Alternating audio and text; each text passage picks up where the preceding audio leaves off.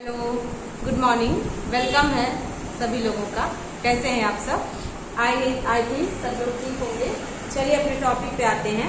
आज का टॉपिक है ट्रांसफॉर्मेशन। जैसा कि आप यहाँ देख पा रहे हैं ट्रांसफॉर्मेशन। तो ट्रांसफॉर्मेशन में पिछले 2 क्लासेस में हमने बहुत कुछ सीखा समझा और उसको आज के क्लास में यूटिलाइज किया जाएगा, क्योंकि ट्रांसफॉर्मेशन की पहली और दूसरी जो क्लास थी वो आज की क्लास में इंक्लूड है और उन दोनों क्लास को समझने सीखने के बाद ही आज की क्लास आपको बहुत अच्छे से समझ में आएगी। तो जैसा कि हम लास्ट क्लास में लास्ट टॉपिक हम लोगों का चल रहा था सिंपल, कॉम्प्लेक्स और कंपाउंड सेंटेंस, तो वही हम आज सीखने का प्रयास करेंगे। तो जैसा कि हम सभी ने बताया था, देखा था कि सेंटेंस हम सभी को 3 प्रकार से पढ़ना होगा। एक होगा हम सभी का सिंपल सेंटेंस और दूसरा होगा कंपाउंड सेंटेंस और लास्ट वन है हम लोगों का कॉम्प्लेक्स सेंटेंस। वैसे अगर हिंदी में सीखा जाए तो हिंदी में भी यही चीजें सेम होती हैं। सरल वाक्य होता है, संयुक्त वाक्य होता है और मिश्रित वाक्य होता है। वैसे ही इंग्लिश में हम सभी का सिंपल सेंटेंस, कंपाउंड सेंटेंस और कॉम्प्लेक्स सेंटेंस होता है। तो सिंपल सेंटेंस से कॉम्प्लेक्स तक जाएंगे, लेकिन पहले ये सीखना है कि सिंपल सेंटेंस कैसे काम करता है। तो सिंपल सेंटेंस में क्या होगा, कोई क्लॉज नहीं होगा। सिंपल सेंटेंस में 2 अलग अलग सेंटेंस कॉमा के माध्यम से या पार्टिसिपल के माध्यम से, इन्फिनिटिव के माध्यम से, जीरंट के माध्यम से, फ्रेज इन अपोजिशन के माध्यम से, नॉमिनेटिव एब्सोल्यूट के माध्यम से, या कह दिया जाए कुछ ऐसे कंपाउंड प्रीपोजिशन होते हैं उनके माध्यम से 2 अलग अलग सिंपल सेंटेंस को एक सिंपल सेंटेंस बनाया जाता है। वो हमारा सिंपल सेंटेंस कहलाता है। और कॉम्प्लेक्स और कंपाउंड सेंटेंस में जैसा कि आपको बताया गया था कि 2 क्लॉज होते हैं। एक क्लॉज होता है कंपाउंड सेंटेंस में कोऑर्डिनेटिंग क्लॉज और दूसरा होता है प्रिंसिपल क्लॉज। कॉम्प्लेक्स सेंटेंस में होता है सबऑर्डिनेट क्लॉज और प्रिंसिपल क्लॉज। तो सबऑर्डिनेट क्लॉज सबऑर्डिनेटिंग कंजक्शन से ऐड होते हैं और कोऑर्डिनेट क्लॉज कोऑर्डिनेटिंग कंजक्शन से जुड़ते हैं। तो वही आज हम सभी को देखना है कि सिंपल सेंटेंस कैसे कार्य करता है। तो सिंपल सेंटेंस से देखिएगा, आपको बताया गया था कि 1 सब्जेक्ट होगा और 1 फाइनाइट वर्ब होगा, वो हमारा सिंपल सेंटेंस कहलाएगा। तो 1 सब्जेक्ट और 1 फाइनाइट वर्ब और बाकी जो होंगे सेंटेंस में वे पार्टिसिपल वगैरह होंगे। तो सबसे पहले हम जान लेते हैं कि पार्टिसिपल, जीरंट वगैरह क्या है। एक बार रिकॉल करने के बाद ही अच्छे से समझ आएगा। तो चलिए देखते हैं सिंपल सेंटेंस में। हम लोगों ने एक बार पढ़ा था नॉन फाइनाइट वर्ब, ठीक है, आपको याद होगा। नॉन फाइनाइट वर्ब हम सभी ने देखा था 3 प्रकार के। एक था हम लोगों का जीरंट और दूसरा था इन्फिनिटिव और तीसरा था पार्टिसिपल, ठीक है, पार्टिसिपल। तो अब देखिएगा, जीरंट में हमने बताया था कि जो वर्ब होता है वो नाउन की तरह कार्य करता है। इन्फिनिटिव में टू होता है, वर्ब का फर्स्ट फॉर्म फॉलो करता है। टू नहीं प्रयोग होता है तो बिना टू के भी वर्ब का फर्स्ट फॉर्म फॉलो होता है, वो इन्फिनिटिव कहलाता है। पार्टिसिपल में 3 प्रकार के पार्टिसिपल हमने सीखे थे। तो 3 प्रकार के पार्टिसिपल में हमने सीखा था प्रेजेंट पार्टिसिपल, दूसरा हमने सीखा था पास्ट पार्टिसिपल और तीसरा हमने सीखा था परफेक्ट पार्टिसिपल, ठीक है। Past participle, perfect participle. तो देखिएगा, पार्टिसिपल जो होता है वो 3 प्रकार का, प्रेजेंट पार्टिसिपल, पास्ट पार्टिसिपल और परफेक्ट पार्टिसिपल। तो इन पार्टिसिपल के में भी हमने बहुत सारी चीजें जानी थी। प्रेजेंट पार्टिसिपल क्या होता है, इनमें शर्त कार्य करती है। कौन सी शर्त? एक साथ 2 कार्य, एक कार्य के तुरंत बाद दूसरा कार्य, या कह दिया जाए वर्ब की आवृत्ति, तो वो हम लोगों का प्रेजेंट पार्टिसिपल होता है, ठीक है। पास्ट पार्टिसिपल में बताया गया था वर्ब का 3rd फॉर्म और परफेक्ट पार्टिसिपल में हैविंग प्लस वर्ब का 3rd फॉर्म या हैविंग के साथ बीन लग के वर्ब का 3rd फॉर्म लगेगा। तो इन्हीं सब चीजों के माध्यम से हम सभी किसी 2 अलग अलग सिंपल सेंटेंस को एक सिंपल सेंटेंस बनाने का प्रयास करते हैं, ठीक ना। तो एग्जाम्पल के माध्यम से हम लोग समझने का प्रयास करेंगे कि कैसे 2 अलग अलग सिंपल सेंटेंस को एक सिंपल सेंटेंस बनाया जाता है। पहले तो हमें 2 अलग अलग सिंपल सेंटेंस को एक सिंपल सेंटेंस बनाने सीखना है। उसके बाद क्या है, दो अलग अलग सिंपल सेंटेंस को एक सेंटेंस बनाने के बाद उसी एक सेंटेंस को कैसे कंपाउंड बनाना है, कैसे कॉम्प्लेक्स बनाना है, इन सभी चीजों को जानना है। क्योंकि एग्जाम में सिंपल सेंटेंस को, दो अलग अलग सिंपल सेंटेंस को पार्टिसिपल के माध्यम से कैसे जोड़ा जाता है, ऐसे क्वेश्चंस आए हैं। एग्जाम में सिंपल सेंटेंस को कॉम्प्लेक्स और कंपाउंड कैसे बनाना, ऐसे क्वेश्चंस आए हैं। तो क्वेश्चन किसी भी प्रकार से पूछे, बस आपका कॉन्सेप्ट क्लियर होना चाहिए, ठीक है। तो आपको जानना होगा कि किस प्रकार से आप दो अलग अलग सिंपल सेंटेंस को एक सिंपल सेंटेंस बनाते हैं, ठीक है।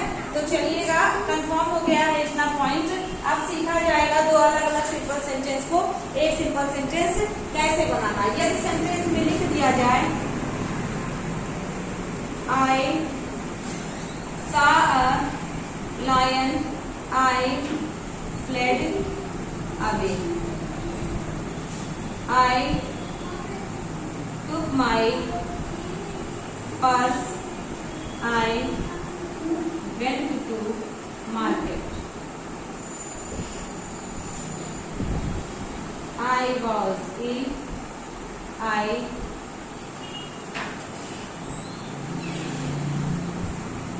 attended my classes।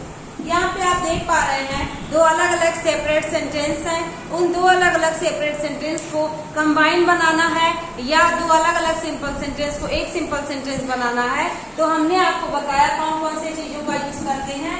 Let's see, पहला है पार्टिसिपल के द्वारा, पार्टिसिपल के द्वारा। दूसरा होता है इंफिनिटिव के द्वारा।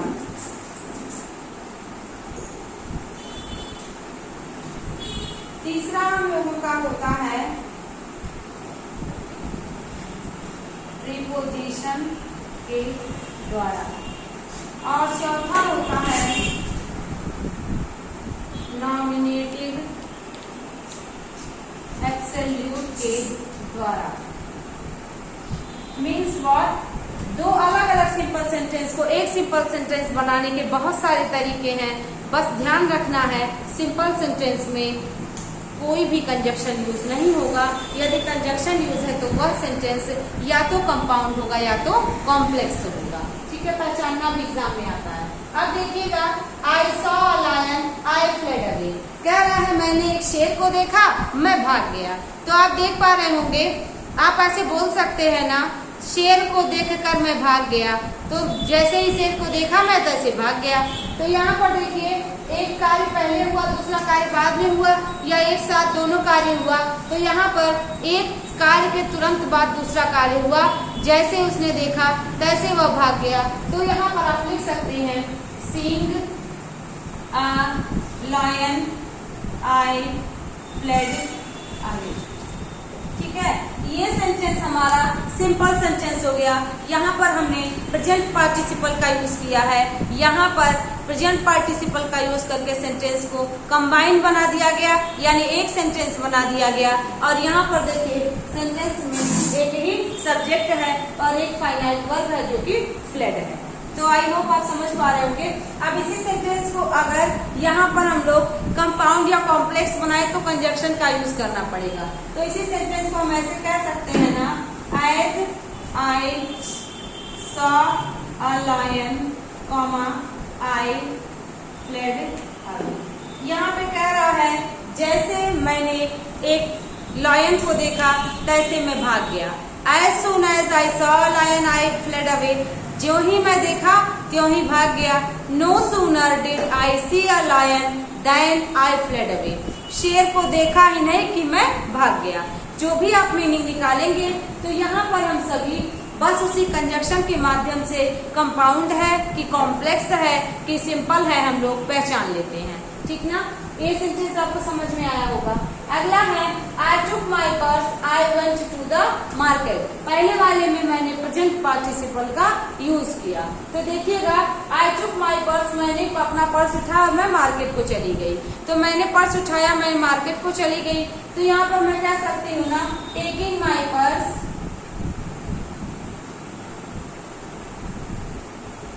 आई went to market.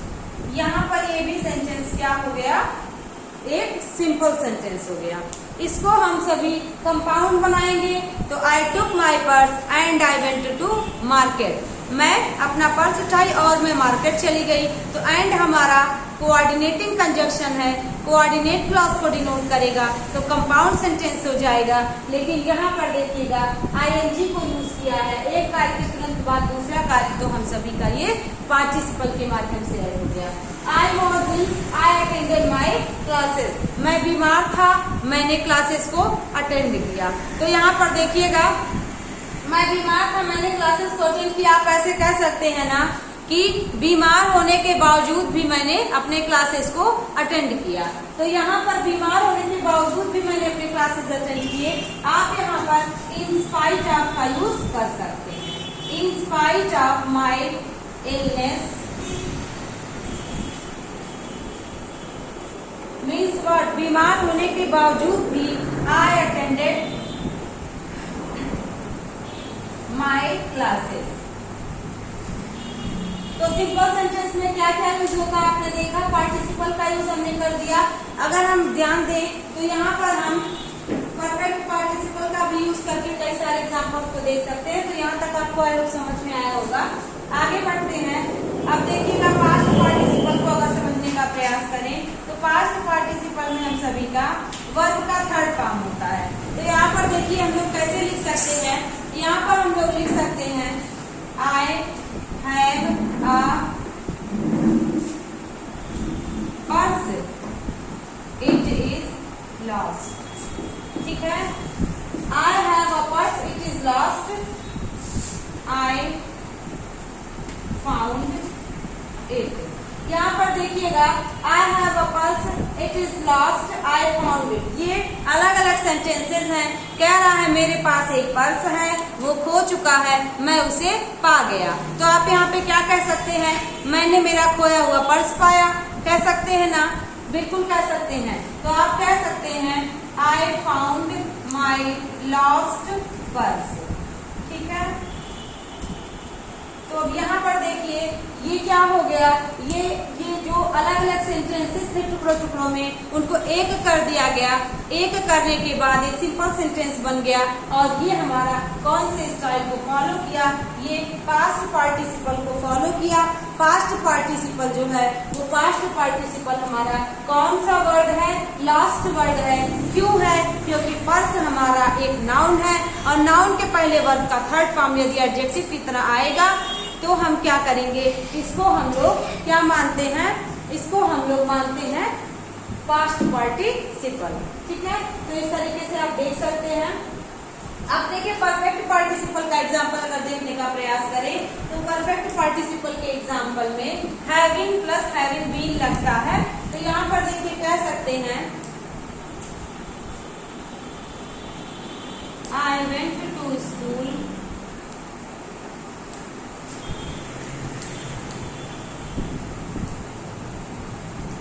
The sun risen, I went to school। क्या रहा है, the sun risen मतलब सूर्य निकला और मैं स्कूल गया। तो सूर्य निकलना और स्कूल का जाना दो अलग अलग कार्य है और एक कार्य की पूर्ण समाप्ति के बाद दूसरा कार्य प्रारंभ हो तो परफेक्ट पार्टिसिपल होता है। यहाँ पर हम लोग कह सकते हैं हैविंग राइजन। ठीक है ना, तो हो जाएगा the sun having risen, I went to school। Means क्या, सन के राइजन होने के बाद मैं स्कूल गया। तो ये सिंपल सेंटेंस है। दो अलग अलग सेंटेंस को परफेक्ट पार्टिसिपल के द्वारा एक सिंपल सेंटेंस बनाया गया। और देख सकते हैं I was busy, I did not get my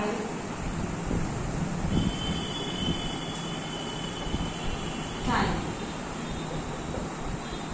I was busy, I did not get my time। आप देख पा रहे हैं I was busy, तो आपको बताया गया था B बराबर is am are was verb होता है। ठीक है, तो is am are was पर होता है B के बराबर। तो यहाँ पे B में ing लग जाएगा, being हो जाएगा। तो आप कह सकते हैं being busy, I did not get my time। ठीक है, बहुत आसान है, it's very easy but most important. ठीक है, ये देखिएगा बीइंग बिजी इस तरीके से यूज हो रहा है। ठीक है,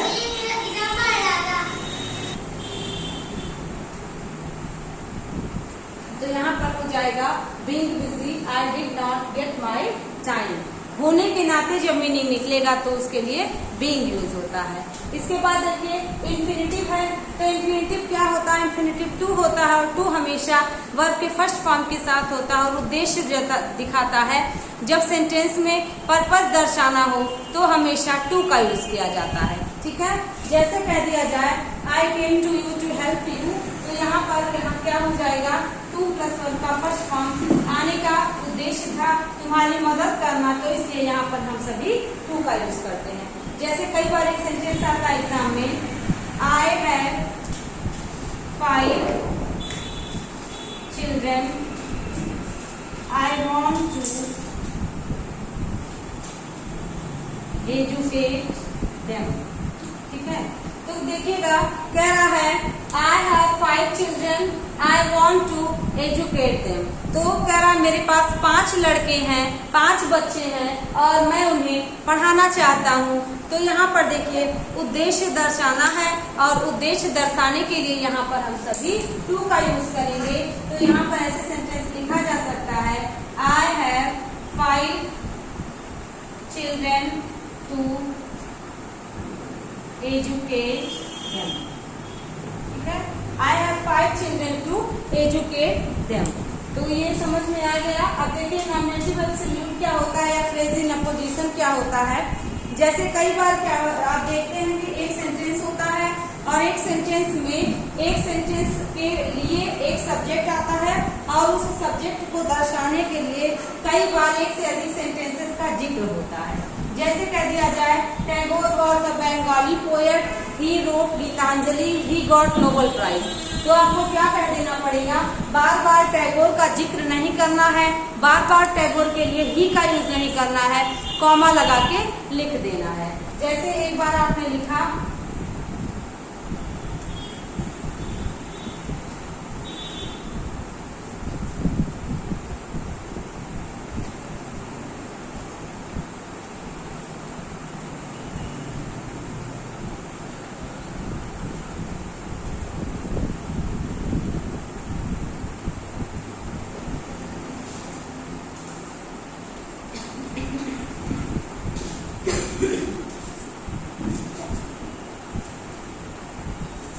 got Nobel Prize in 1913। एक सेंटेंस यही लिखा है और इसी सेंटेंस को एक सेंटेंस बनाना है।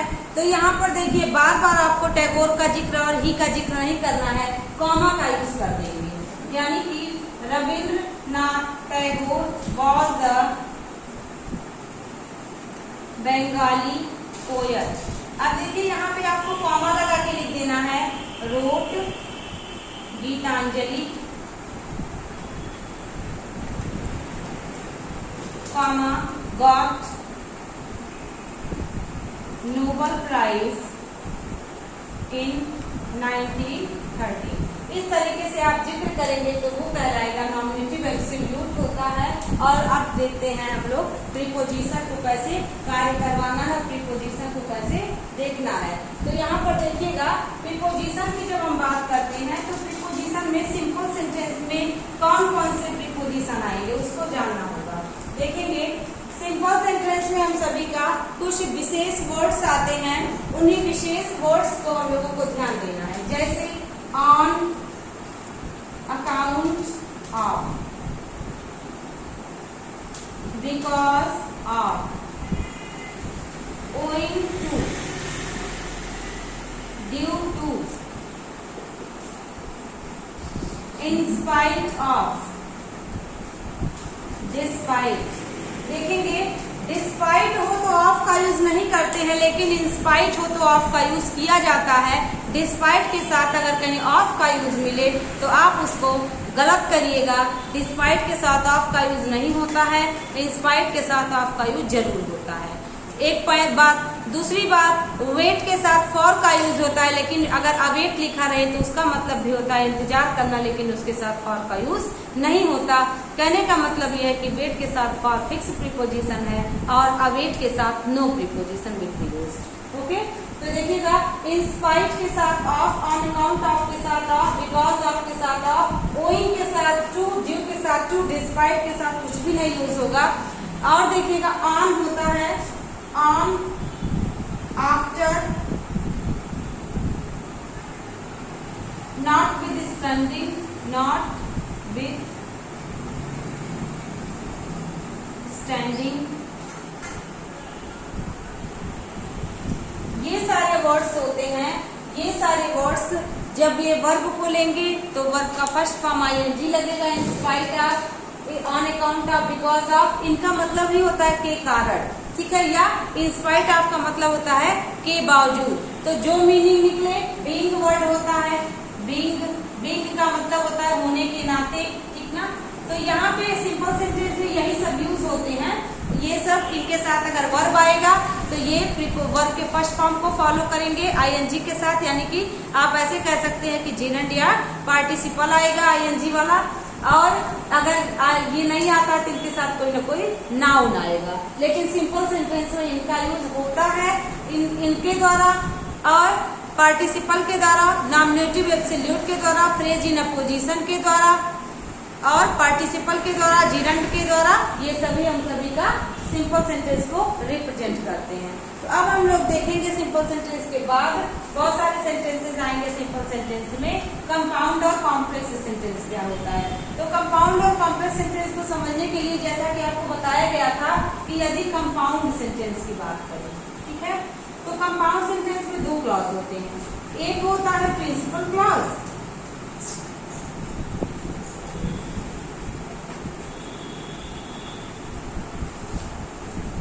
और दूसरा होता है कोऑर्डिनेट क्लॉज।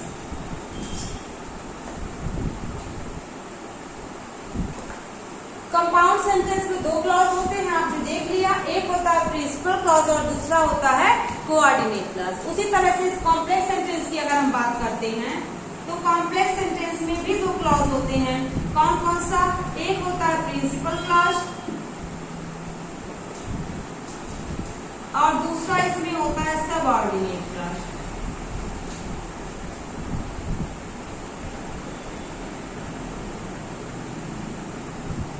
कॉम्प्लेक्स सेंटेंस में एक प्रिंसिपल दूसरा सबऑर्डिनेट, और कंपाउंड सेंटेंस में एक प्रिंसिपल दूसरा कोऑर्डिनेट होता है। अब यहाँ पर ध्यान रखना है, कोऑर्डिनेट क्लॉज किससे जुड़ा होगा, कोऑर्डिनेटिंग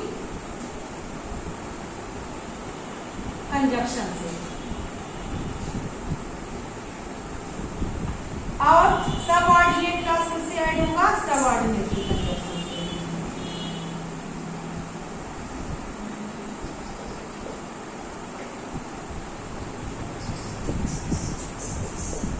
आपने देख लिया compound sentence, principal, compound sentence में प्रिंसिपल क्लॉज और कोऑर्डिनेट क्लॉज कोऑर्डिनेटिंग कंजक्शन से जुड़ा रहेगा। प्रिंसिपल क्लॉज और सबऑर्डिनेट क्लॉज कॉम्प्लेक्स सेंटेंस में आएगा और ये सबऑर्डिनेटिंग कंजक्शन से जुड़ा रहेगा। अब आते हैं कुछ महत्वपूर्ण पॉइंट्स पे। जैसे कि आपने देखा था कि जो कोऑर्डिनेटिंग कंजक्शन होगा वो हमारा चार प्रकार का होता है। कौन कौन सा, लेट्स सी। पहला होता है क्यूमुलेटिव या कॉपुलेटिव कंजक्शन, कॉपुलेटिव कंजक्शन। दूसरा होता है डिसजंक्टिव कंजक्शन, और तीसरा होता है अल्टरनेटिव कंजक्शन, अल्टरनेटिव कंजक्शन, और चौथा होता है adversative conjunction. Fifth one elective conjunction. ठीक है, तो यही जो हमारे 4-5 कंजक्शंस हैं ये कोऑर्डिनेटिंग कंजक्शन में आएंगे। और वो कौन कौन से कंजक्शन है इसको हम लोग देखने का प्रयास करते हैं। तो जो हमारा कोऑर्डिनेटिंग कंजक्शन होगा वो कंपाउंड में आएगा। कौन कौन से हैं, जैसे है both and, not only but also, either और, नाइदर नॉर। तो यहाँ पर हम सभी देखते हैं एंड सो, नॉट ओनली, आप भी नोट डाउन करते रहिएगा, but also, both, and, as well as, to, also,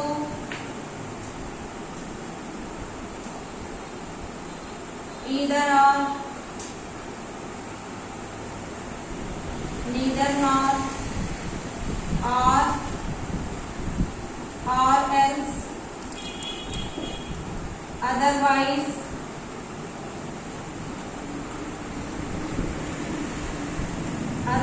else,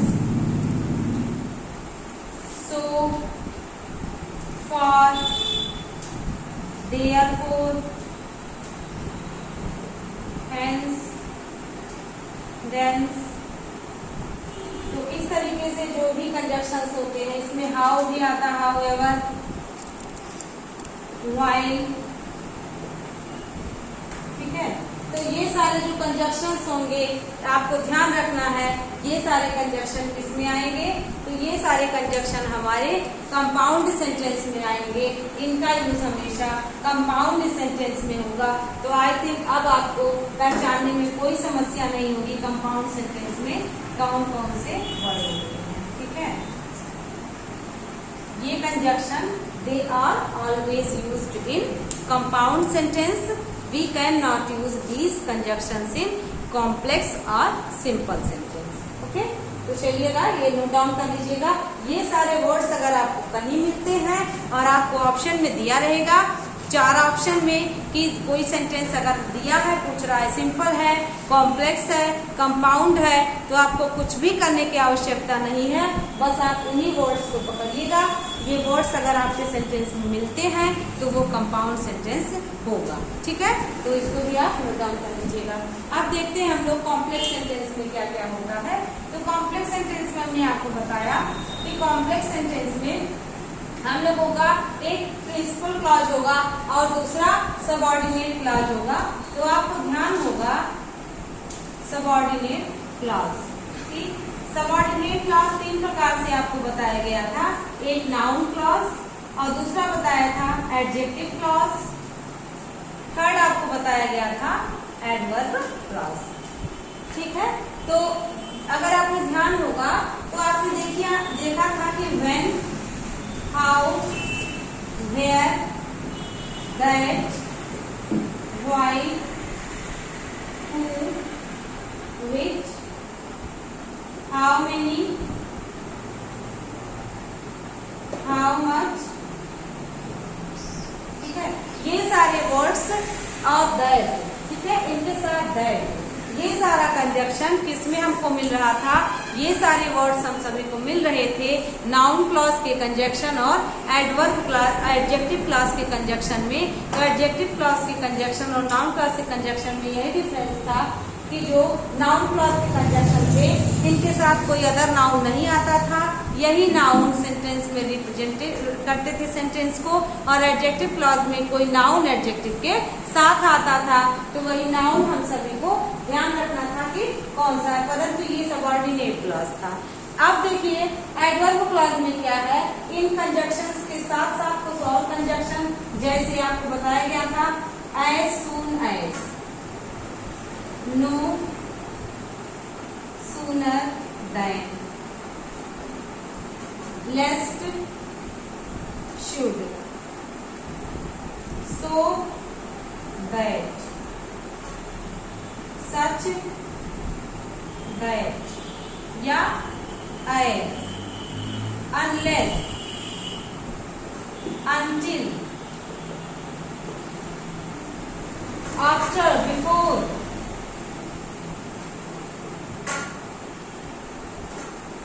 ऐसे बहुत सारे वर्ड्स थे। एज था, व्हेन था, व्हाइल था, बहुत सारे ऐसे कंजक्शंस थे जिनका प्रयोग हम सभी ने सीखा था। उन प्रयोग के आधार पर ये सारे कंजक्शंस हमेशा कॉम्प्लेक्स सेंटेंस में ही मिलेंगे। अब आपने समझ लिया कि ये सारे कंजक्शन, ये सारे वर्ड्स अगर कहीं भी मिले तो वो सेंटेंस कॉम्प्लेक्स सेंटेंस होगा, और इनके अतिरिक्त कुछ और कंजक्शंस थे जो मिले तो कंपाउंड सेंटेंस होगा। और इन स्पाइट ऑफ हो गया, ऑन अकाउंट ऑफ हो गया, बिकॉज ऑफ हो गया, ड्यू टू हो गया, ओइंग टू हो गया, या आपका वर्ब में आईएनजी आगे ही आ गया, हैविंग बीन हो गया, खाली बीइंग हो गया, ऐसा कुछ मिले तो सेंटेंस सिंपल होगा। तो अब ये सिंपल, कॉम्प्लेक्स, कंपाउंड के कौन कौन से की पॉइंट्स हैं कि सिंपल पहचानना है, कंपाउंड पहचानना है, कॉम्प्लेक्स पहचानना है, वो आपने सीख लिया। अब हम सभी लोग किसी सिंपल सेंटेंस को कॉम्प्लेक्स में, किसी कॉम्प्लेक्स सेंटेंस को कैसे कंपाउंड में पढ़ेंगे, चेंज करते हैं, लेकिन उसके पहले पहचानने का प्रयास करेंगे कि कौन सा सेंटेंस किस में है, कौन से सेंटेंस किस कंजक्शन के द्वारा क्या डिनोट कर रहा है। तो पहले आप इसको नोट डाउन करके स्क्रीनशॉट ले लीजिएगा, इसके बाद देखते हैं। चलिएगा, कुछ सेंटेंसेस को प्रयास करना है कि पहचाना जाए कैसे कि कौन सा सेंटेंस कॉम्प्लेक्स है, कौन सा सेंटेंस सिंपल है, कौन सा कंपाउंड है। क्योंकि अभी हमने आपको बताया कि कैसे सीखेंगे कौन कौन से कंजक्शंस हैं वो कंपाउंड में, कौन कौन से कंजक्शन है वो कॉम्प्लेक्स में, और कौन कौन से कंजक्शन है वो सिंपल में, कौन कौन से वर्ड्स हैं प्रीपोजिशन या कुछ भी आईएनजी के साथ वो सिंपल में आएंगे। ठीक है, तो पहला सेंटेंस है, ही finished his exercise and put away his books. कह रहा है वह अपने एक्सरसाइजेस को फिनिश किया और अपने किताबों को किनारे रख दिया। पुट अवे हिज बुक्स मतलब अपनी किताबों को रख दिया। तो यहाँ देखिएगा, शी फिनिश्ड हिज एक्सरसाइज, कितना यहाँ ही होना चाहिए, क्योंकि यहाँ पर देखिए यदि मैस्कुलिन जेंडर है तभी उसका पॉजेसिव केस होगा, शी है तो हर होता। ठीक है, तो यहाँ पे देखिएगा, he finished his exercise and put away his book। तो ये एंड आपने देख लिया, इसका मतलब ये जो सेंटेंस है वो कंपाउंड सेंटेंस है। अभी को रिलेट कर पा रहे होंगे सारे रूल्स को। एंड आपने देख लिया, सेंटेंस कंपाउंड है। Having finished his exercise, he put away his books। Having verb का third form present participle, past participle, perfect participle में से ये परफेक्ट पार्टिसिपल है, हैविंग प्लस वर्ब का थर्ड फॉर्म। तो ये सिंपल सेंटेंस है। As he finished his exercise, he put away his books। कह रहा है जैसे ही वह अपने एक्सरसाइजेस को फिनिश किया, अपने किताबों को, as के साथ कॉमा कॉम्प्लेक्स सेंटेंस में आता था, सेंटेंस कॉम्प्लेक्स में।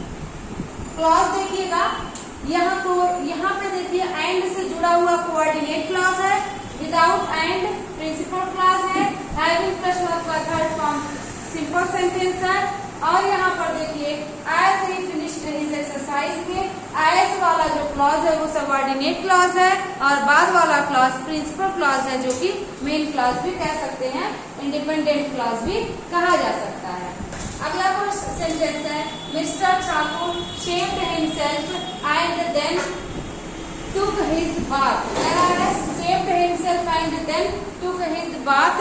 तो यहाँ पर देखिएगा, शेव्ड अपने आप को क्या किया, शेव्ड किया, एंड टुक हिज बाथ और नहाने चले गए, यानी कि शेविंग करके नहाने चले गए। तो यहाँ पर देखिए एंड वर्ड यहाँ भी दिया है कि ये कौन सा सेंटेंस है, ये सेंटेंस कंपाउंड सेंटेंस है।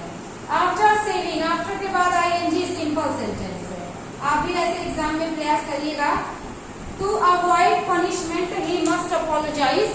To avoid punishment he must apologise का मतलब वह पनिशमेंट को अवॉइड किया, और to avoid, to plus verb का फर्स्ट फॉर्म इंफिनिटिव है, तो यहाँ भी सेंटेंस हमारा सिंपल हो जाएगा। आइदर ही मस्ट अपोलोजाइज और either he must apologize or he will be punished। अब देखिए इसी सेंटेंस को, जिसको आपने to avoid punishment he must apologize यहाँ पर सिंपल में कहा, उसी सेंटेंस को कंपाउंड के तरीके से हम सभी either he must apologize or he will be punished, तो either और कंपाउंड सेंटेंस को डिनोट करता है। ठीक है, कंपाउंड सेंटेंस यहाँ पे आएगा। आइदर और हमारा कंपाउंड सेंटेंस का कंजक्शन है, we can say coordinating conjunction. Tell me where you live. Tell me where you live, where कौन सा कंजक्शन है? सबऑर्डिनेटिंग कंजक्शन है, और सबऑर्डिनेटिंग कंजक्शन सबऑर्डिनेट क्लॉज को डिनोट करता है और कॉम्प्लेक्स सेंटेंस की बात करता है। तो ये वेयर वर्ड जो है ये कॉम्प्लेक्स सेंटेंस को डिनोट कर रहा है। ठीक, टेल मी योर एड्रेस, अपना एड्रेस बताओ। तो टेल मी योर एड्रेस, यहाँ पर कोई भी कंजक्शन नहीं है, कोई भी ऐसा वर्ड नहीं है जो आपको लगे कि एज अ कंजक्शन या एज अ ज्वाइनिंग आया है। तो ये सेंटेंस हमारा सिंपल सेंटेंस है। तो यहाँ पर आप देख पा रहे हैं कि जो भी आपको ट्रिक्स बताया गया है कि कैसे किसी वर्ड को कंजक्शन में पहचान करके कंपाउंड, कॉम्प्लेक्स और सिंपल को बताना है, उसी ट्रिक से आपको ऐसे समझना होगा। अब एग्जाम में आए हुए क्वेश्चंस कैसे होते हैं, एकदम इसी प्रकार से होता है कि पूछ लेगा कि इसको चेंज करो, या दिया गया सेंटेंस कौन सा सिंपल, कौन सा कॉम्प्लेक्स, कौन सा कंपाउंड है, या क्लॉज कौन सा है। तो कुछ भी आपसे पूछे, आपको बिल्कुल अच्छे से अपना जवाब देना है। तो आप इसको बहुत अच्छे से समझिएगा।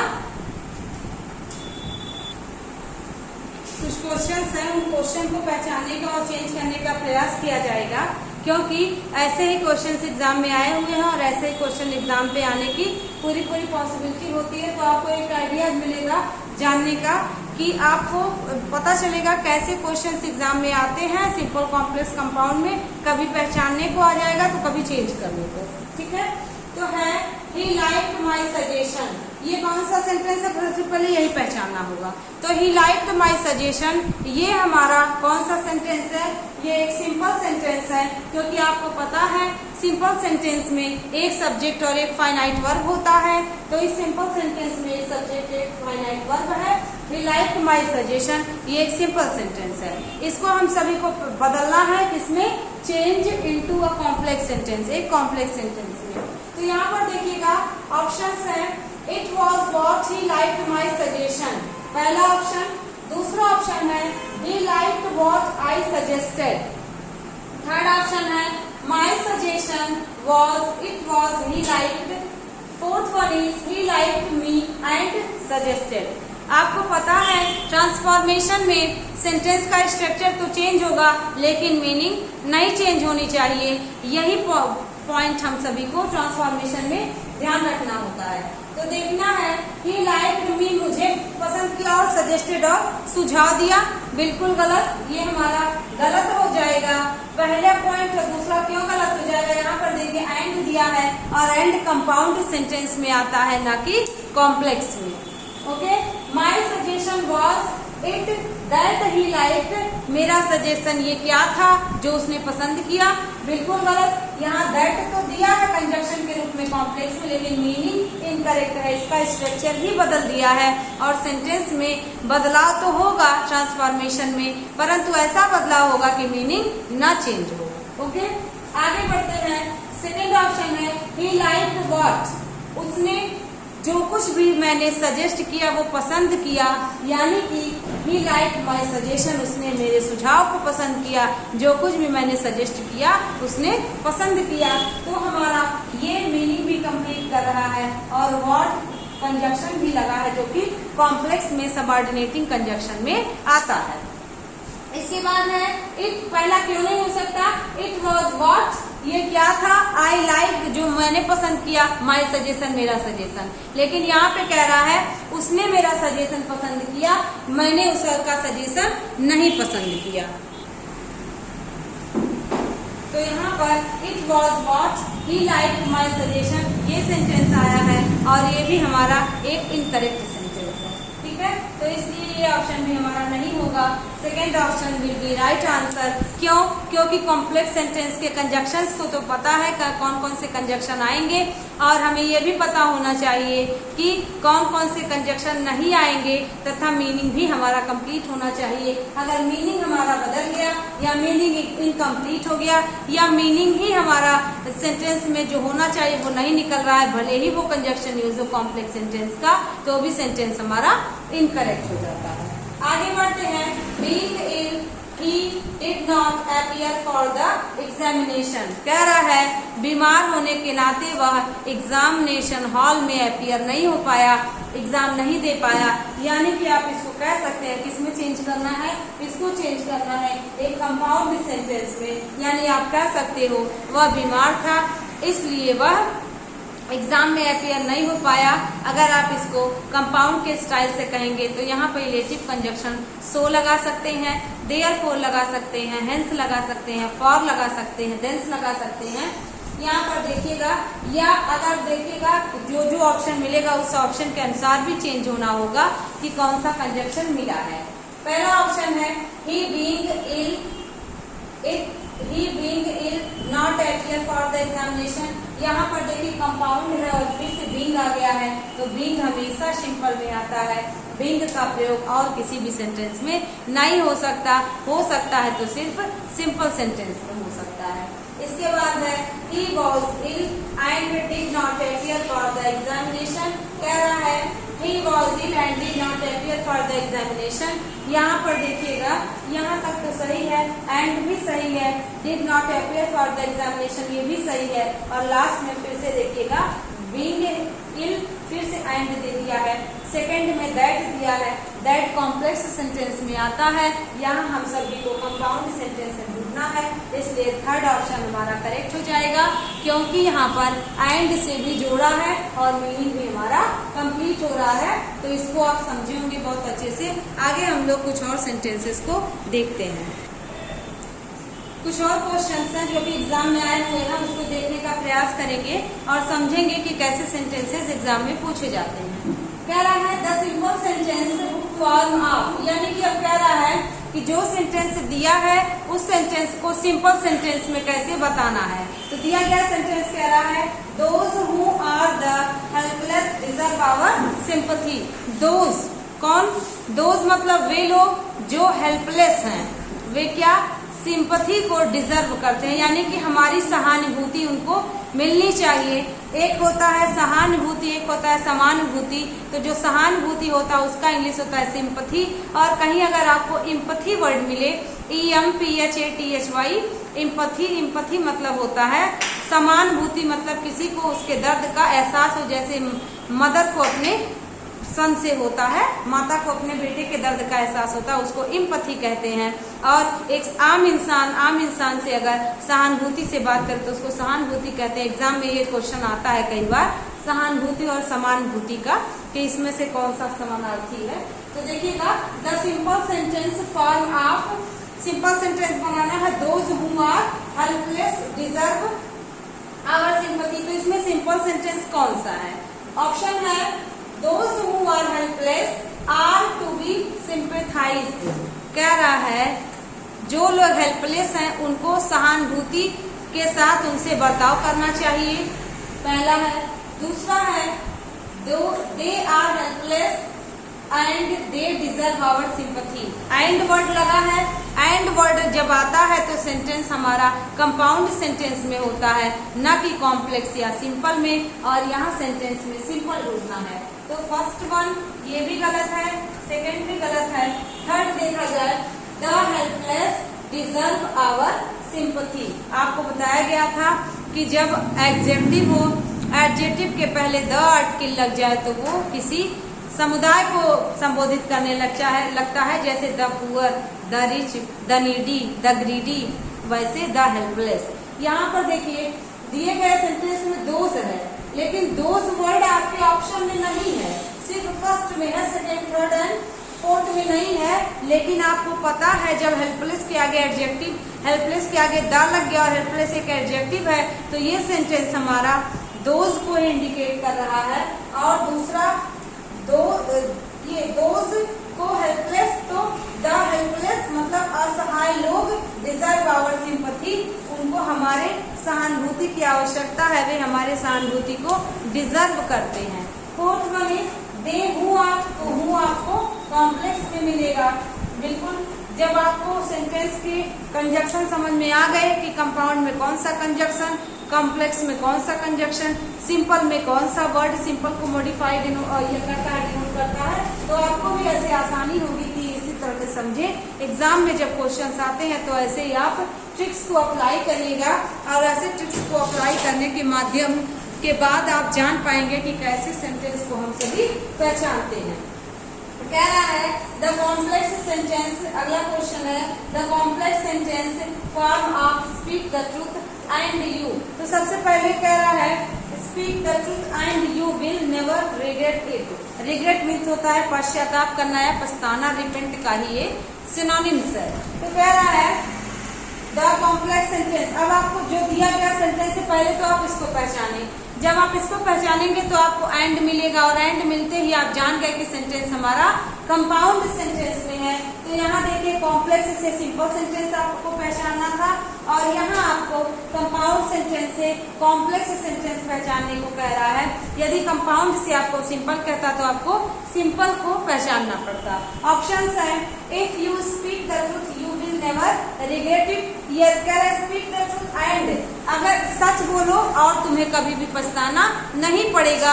इसी बात को आप कहने के लिए कह रहे हो if you speak the truth you will never regret it. यदि तुम सच बोलते हो तो कभी भी पछताओगे नहीं। यहाँ पर देखिए दूसरा ऑप्शन कह रहा है इफ यू स्पीक, यदि तुम बोलते हो तो तुम कभी नहीं पछताओगे। Unless you speak the truth you will never regret it, जब तक तुम सच नहीं बोलोगे तब तक तुम नहीं पछताओगे। अनलेस का प्रयोग कंडीशन के लिए, अनटिल का प्रयोग टाइम के लिए होता है और अनलेस और अनटिल का मतलब होता है जब तक नहीं। तो यहाँ पर देखिए आपको कंपाउंड सेंटेंस से कॉम्प्लेक्स बनाना था और आपको यहाँ पर ऑप्शंस ढूंढने हैं कि कौन से ऑप्शन में आपको कॉम्प्लेक्स वाला कंजक्शन मिल रहा है। तो यदि हम लास्ट की बात करें चौथे वाले ऑप्शन की, तो चौथा हमारा सिंपल सेंटेंस के चौथा हमारा जो है आर वर्ड है और आर वर्ड हमें कंपाउंड को कंपाउंड से मिला रहा है। तो कंपाउंड भी दिया गया है और कंपाउंड वाला ऑप्शन भी दिया है, इसीलिए हमारा फोर्थ ऑप्शन इनकरेक्ट हो जाएगा। तो फर्स्ट सेकंड थर्ड में देखिए फर्स्ट और सेकंड में दोनों में इफ दिया है, थर्ड में अनलेस दिया है। तो अनलेस वाला भी कॉम्प्लेक्स का ही कंजक्शन है और इफ भी कॉम्प्लेक्स का ही कंजक्शन है। अब बताइए फंस गए तीनों में से कौन किया जाए, लेकिन अब आपको अपने मीनिंग को देखना पड़ेगा। If you speak you never regret it, ये मीनिंग नहीं कंप्लीट कर रहा है। और unless you speak the truth you will never regret it, जब तक तुम सच नहीं बोलोगे तुम जिंदगी भर पछताओगे या कभी नहीं पछताओगे। तो ये गलत है, आपको यही बताना है कि सच बोलो नहीं तो जीवन भर पछताओगे। तो आपको कहना है यदि तुम सच बोलते हो तो तुम जीवन में कभी नहीं पछताओगे। तो फर्स्ट ऑप्शन देखिएगा if you speak the truth you will never regret it, ये हमारा करेक्ट हो जाता है। सिर्फ ऑप्शन से ही, सिर्फ कंजक्शन से ही काम नहीं चलेगा कि सिर्फ आपको कंजक्शन मिले और आप उसको पहचान ले कि कौन सा कंजक्शन है। कह रहा है अगला सेंटेंस है change the following sentence into complex sentence. तो जो कॉम्प्लेक्स सेंटेंस है उस कॉम्प्लेक्स सेंटेंस को हमको देखना है कि कौन सा सेंटेंस कॉम्प्लेक्स सेंटेंस है और जो सेंटेंस दिया गया है वो सेंटेंस हमारा कौन सा सेंटेंस है पहले उसको पहचानेंगे। ही हैड टू साइन और बी एग्जीक्यूटेड। तो यहाँ पे देखिए ही हैड टू साइन और बी एग्जीक्यूटेड में वो आर वर्ड है और आर वर्ड हमें बता रहा है कि ये जो सेंटेंस दिया हुआ है ये आर वर्ड से समझ लीजिएगा ये कौन सा सेंटेंस है, ये कंपाउंड सेंटेंस है। तो ये जो दिया गया सेंटेंस है वो कंपाउंड सेंटेंस है और हमें जो सेंटेंस पहचानना है वो कॉम्प्लेक्स सेंटेंस पहचानना है। तो कॉम्प्लेक्स सेंटेंस में सबऑर्डिनेटिंग कंजक्शन इफ आएगा तो इफ को पहचानेंगे। इफ जिसमें आएगा तो देखिएगा इफ तो सब में आया है, लेकिन अब हमको समझना होगा कि मीनिंग कौन से सेंटेंस में कंप्लीट हो रहा है। तो पहला ऑप्शन है if he did not sign he had not executed. तो कह रहा है if he did not sign he had not executed. यहाँ पर देखिए कह रहा है ही हैड टू साइन और बी एग्जीक्यूटेड। कह रहा है उसको साइन करना पड़ा नहीं तो क्या हो जाता, उसको एग्जीक्यूट किया कर दिया जाता यानी उसको निकाल दिया जाता। तो यहाँ पर आपको देखना है if he did not sign, यहाँ पे आपको समझना होगा डिड नॉट के साथ वर्ब का फर्स्ट फॉर्म यूज होता है। यहाँ पर देखिए वर्ब का थर्ड फॉर्म यूज हुआ है, इसलिए यहाँ पर सेंटेंस में हमारा वर्ब का थर्ड फॉर्म नहीं, यहाँ पर वर्ब का थर्ड फॉर्म लगा है डिड नॉट के साथ, इसलिए हमारा सेंटेंस इनकरेक्ट हो जाता है। हैड के साथ वर्ब का फर्स्ट फॉर्म लगेगा वो सही है, लेकिन यदि डिड नॉट के साथ वर्ब के फर्स्ट फॉर्म की बात करें तो यहाँ पर डिड नॉट के साथ वर्ब का थर्ड फॉर्म या सेकेंड फॉर्म मान सकते हैं। अगला है if he had not signed he would have been executed. यहाँ पर देखिएगा इफ ही हैड नॉट कह रहा है वह सिग्नेचर नहीं किया होता तो उसे एग्जीक्यूट कर दिया गया होता या वह एग्जीक्यूट हो गया होता। ये वाला देखिएगा, ये वाला मीनिंग कंप्लीट कर रहा है, लेकिन आगे के ऑप्शंस को भी जानना होगा। If he had not signed he would not गलत हो गया, क्योंकि यहाँ पर देखिए आपको कंडीशनल सेंटेंस में बताया गया था कि यदि पहले पार्ट में हैड प्लस वर्ब का थर्ड फॉर्म है तो आगे वाले क्लॉज में आपको सब्जेक्ट प्लस वुड हैव लगेगा वर्ब के थर्ड फॉर्म के साथ। तो जब सब्जेक्ट में वुड हैव का प्रयोग नहीं है तो थर्ड हमारा गलत हो गया। वुड के साथ वर्ब का फर्स्ट फॉर्म यूज होगा और यहाँ पर वुड के साथ हैव मिसिंग है, इसलिए वर्ब का थर्ड फॉर्म यहाँ लगा हुआ गलत है और हैव का यूज भी नहीं किया गया है। ठीक है, तो इसलिए सेकेंड हमारा करेक्ट है, थर्ड इनकरेक्ट है। If he was signed he did not executed, ये भी गलत है। अब आप देख पा रहे हैं, चाहे आप ग्रामेटिकली पढ़िए, चाहे आप उसको सेंटेंस के मीनिंग के आधार पर पढ़िए, चाहे कॉम्प्लेक्स और सिंपल और कंपाउंड में पढ़िए, जब तक आपको सुटेबल मीनिंग, सुटेबल कंजक्शन नहीं मिल जाता तब तक हम सभी किसी भी सेंटेंस को करेक्ट और इनकरेक्ट नहीं कह सकते। इसलिए किसी भी सेंटेंस को करने के लिए आपको चारों ऑप्शंस को पढ़ना बहुत ही जरूरी है, अदरवाइज आपका इनकरेक्ट हो जाएगा। तो देखिएगा कौन सा करेक्ट है, यहाँ पर सेकेंड करेक्ट है। फर्स्ट में देखिए करेक्ट आप कर सकते थे, लेकिन यहाँ पर साइंड में वर्ब का थर्ड फॉर्म है, ये भी गलत हो गया। और सी ऑप्शन में यहाँ तक तो सही है, लेकिन यहाँ हैव नहीं दिया गया है। और फोर्थ ऑप्शन में ही वॉज साइंड है, ही डिड नॉट एग्जीक्यूटेड, यहाँ पर सही है कि यदि वह साइन किया होता तो एग्जीक्यूट नहीं किया गया होता, लेकिन यहाँ पे डिड नॉट और वर्ब का थर्ड फॉर्म है, ये गलत है। इसलिए हमारा मीनिंग और हम लोगों को कंजक्शन दोनों ग्रामेटिकली देखना होगा, अदरवाइज सेंटेंस हमारा गलत हो जाएगा। तो आई थिंक आपको ट्रांसफॉर्मेशन की पहली क्लास, दूसरी क्लास और तीसरी क्लास में बहुत अच्छे अच्छे पॉइंट्स को जानने को मिला होगा और बहुत अच्छे अच्छे रूल्स को आपने सीखा होगा, बहुत अच्छे से आपने रिवीजन किया होगा। तो ऐसे ही क्वेश्चंस आपने देखा एग्जाम में आते हैं, कभी पहचानने को तो कभी गलत कंजक्शन का यूज, कभी चेंज करने को। तो इस तरीके से आज ट्रांसफॉर्मेशन का टॉपिक कंप्लीट होता है। पढ़ाने को पढ़ने को बहुत कुछ होता है, लेकिन एग्जाम के पॉइंट ऑफ व्यू से पढ़ना बहुत आवश्यक है, क्योंकि सब कुछ पढ़ना नहीं आवश्यक है, कुछ चूजी पॉइंट ही पढ़ने आवश्यक होते हैं, क्योंकि एग्जाम निकालना है, मास्टर नहीं बनना है। ठीक है, तो चलिएगा आज की क्लास के लिए बस इतना ही। आज की क्लास यहीं समाप्त करते हैं, मिलते हैं एक अगले क्लास में, जो हम लोग एक नए और इम्पोर्टेंट टॉपिक के साथ रिप्रेजेंट करेंगे। Thank you.